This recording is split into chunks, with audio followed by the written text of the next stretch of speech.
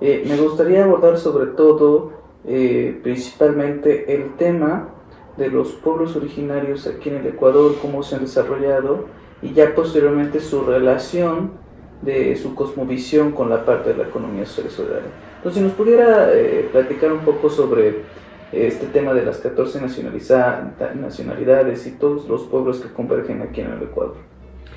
Gracias, estimado Eduardo. Para hablar de naciones y pueblos, quisiera hacer como un recuento histórico rápidamente.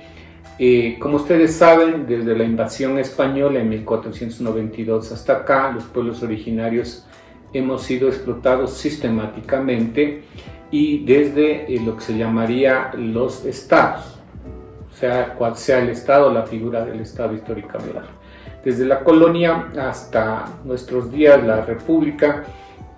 Y no se puede decir, no estamos exentos desde la posmodernidad, porque actualmente también se habla de la posmodernidad, desde esta época de New Age, seguimos en el tema. Entonces es importante analizarlo desde esa perspectiva. Ahora, ¿qué es lo que pasó en el Ecuador y por qué el Ecuador también es un referente a nivel mundial en pueblos indígenas, sobre todo en las luchas y conquistas? Porque México yo lo quiero mucho, sobre todo por el tema de la ciencia. Uno llega allá y ve ciencia en las pirámides, matemáticas, astronomía y todo. Claro. En el caso ecuatoriano vemos mucho aporte desde lo social y tú lo has visto. Entonces tenemos aquí varios elementos importantes. Primero, una gran capacidad de liderazgo desde la colonia a través de los levantamientos indígenas.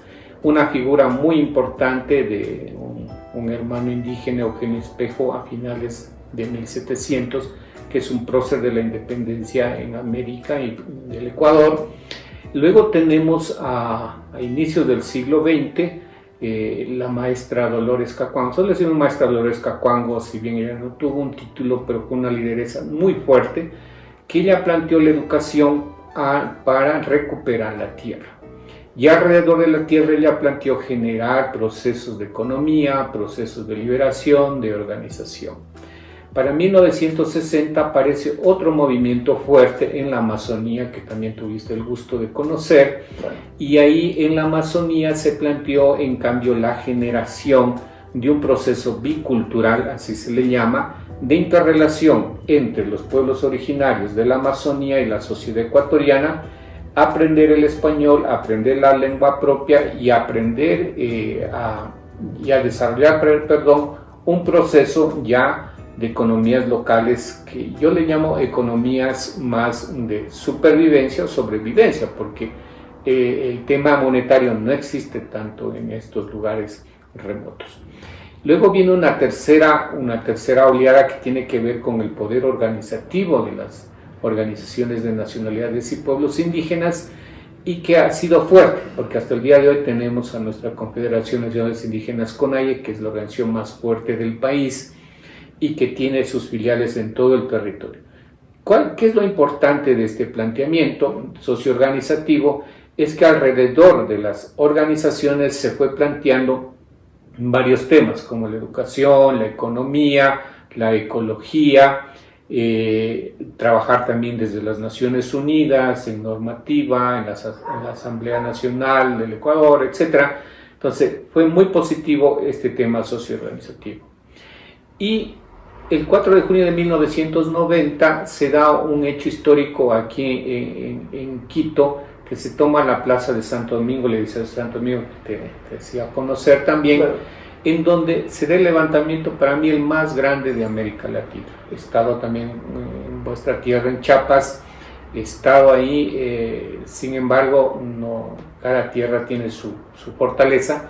El levantamiento indígena de 1990 plantea para nosotros y para el mundo la construcción de un Estado intercultural plurinacional para el mundo. ¿Qué implica eso? En las mesas de negociación se planteó primero la erradicación del latifundio, la erradicación de los terratenientes. Yo puedo decir que a partir del 4 de junio de 1990 se termina el periodo ya del feudalismo en el Ecuador. Si bien hay otros tipos de feudalismo, pero tal como era, de acuerdo a la historia del Ecuador, con explotación sistemática, con deudas de toda la vida, con látigo, con picotas, como fue el tema del colonialismo, se extermina. Y aparece el tema de la educación, aparece el tema de la política y aparece el tema de la economía. Entonces aparece la educación y se plantea un sistema de educación intercultural para todo el país y se crea la primera dirección de educación indígena en América, y de ahí se fueron generando en toda América Latina las direcciones de educación para pueblos indígenas.